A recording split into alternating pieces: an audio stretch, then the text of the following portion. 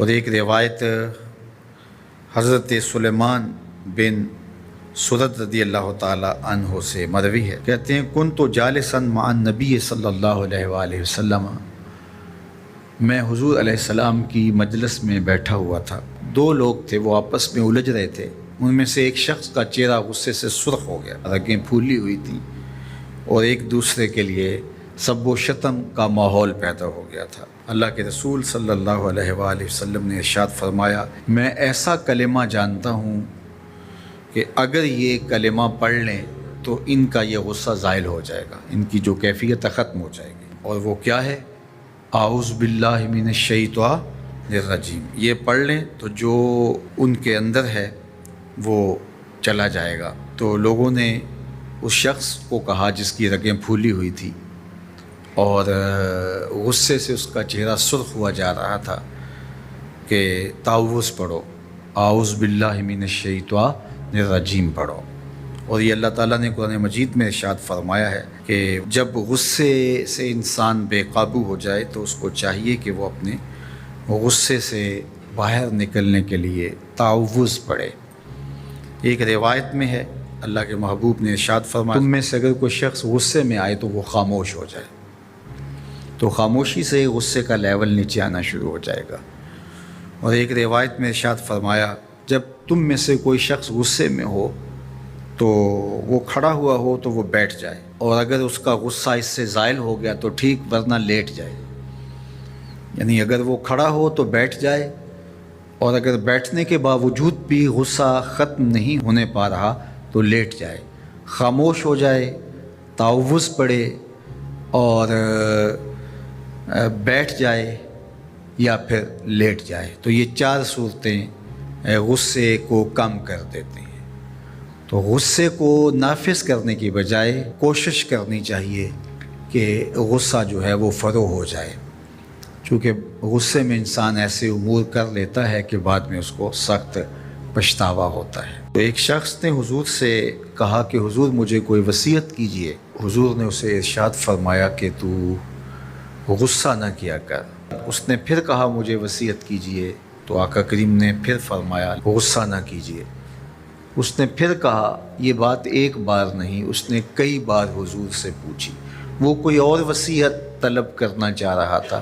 کہ یہ تو ٹھیک ہے، کچھ اور وصیت بھی کیجئے۔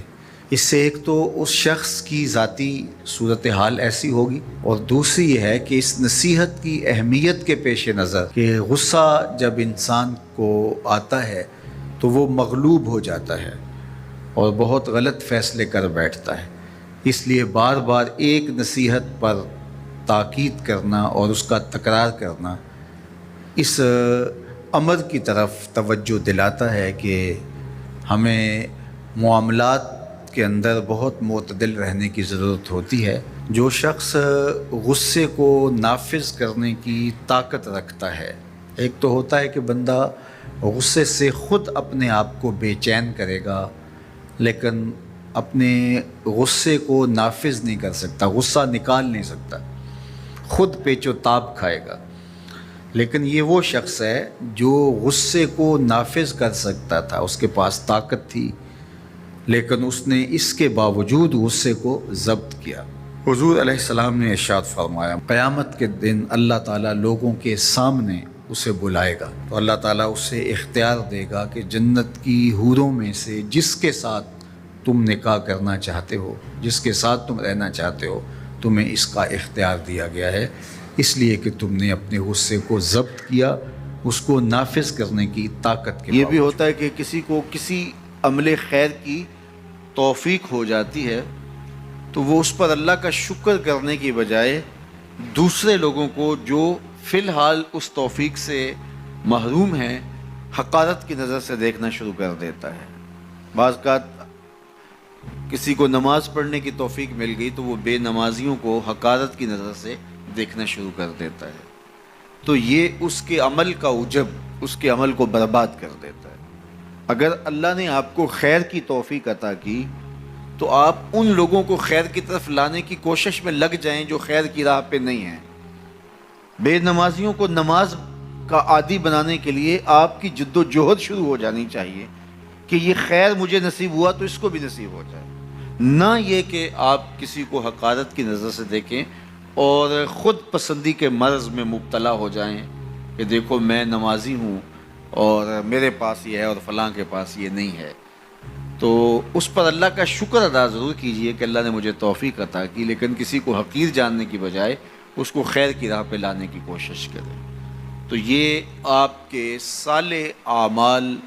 کی قبولیت کا ذریعہ بن جائے گا، نہیں تو اگر ریا شامل ہو گئی تو عمل برباد، اگر تکبر آ گیا تو اللہ کو تو پسند ہی نہیں ہے، اگر عجب پیدا ہو گیا تو عمل کا نتیجہ آپ کو نصیب بھی نہیں ہو سکے گا۔ اس لیے عمل خالص ہو، صرف رضائے الہی کے لیے ہو، وہ عمل مرد نے کیا ہے یا عورت نے کیا ہے اس سے غرض نہیں ہے، شرط ہے کہ ایمان کے ساتھ اس نے صالح اعمال کا ذخیرہ جمع کیا ہے، تو اس کو اللہ تعالیٰ جل شانہ ستھری، پاکیزہ، مطمئن اور خوبصورت زندگی عطا کرتا۔ اب وہ خوبصورت زندگی حیات طیبہ کیا ہے؟ تو سنیے، حضرت سعید بن جبیر رضی اللہ تعالیٰ عنہ فرماتے ہیں کہ حیات طیبہ سے مراد الرزق الحلال ہے۔ اللہ جل شانہ جس کو پاکیزہ اور ستھری زندگی عطا کرتا ہے اس کو رزق حلال عطا کر دیتا ہے۔ حلال رزق کا نصیب ہو جانا ایک خوبصورت زندگی کا نصیب ہو جانا ہے، کیونکہ حلال میں طمانیت رکھی گئی ہے۔ ایک شخص جتنا بھی حرام رزق اکٹھا کر لے اس کو اس سے طمانیت باطن، سرور باطن نصیب نہیں ہو سکتا، اس کے اندر اطمینان اور قرار نہیں آ سکتا، کیونکہ حرام میں یہ ہے ہی نہیں۔ تو حلال تھوڑا بھی مل جائے لیکن ہو حلال تو وہ باطن کی طمانیت کا سبب ہے، اندر کی روشنی کا ذریعہ ہے، اور ایک سرشار، مطمئن، خوبصورت اور خوشگوار زندگی کی ضمانت ہوتی ہے رزق حلال۔ اللہ ہم سب کو اپنی جناب سے رزق حلال ہی نصیب کرے، اور اگر ہم سچے دل سے یہ عہد کر لیتے ہیں کہ اللہ ساری زندگی تو ہمیں رزق حلال ہی دینا، اور ہم بھی ساری زندگی حرام کے ایک لقمے سے بھی اپنے آپ کو محفوظ کریں گے، اللہ آپ کے لیے حلال کے راستے کشادہ کر دے گا۔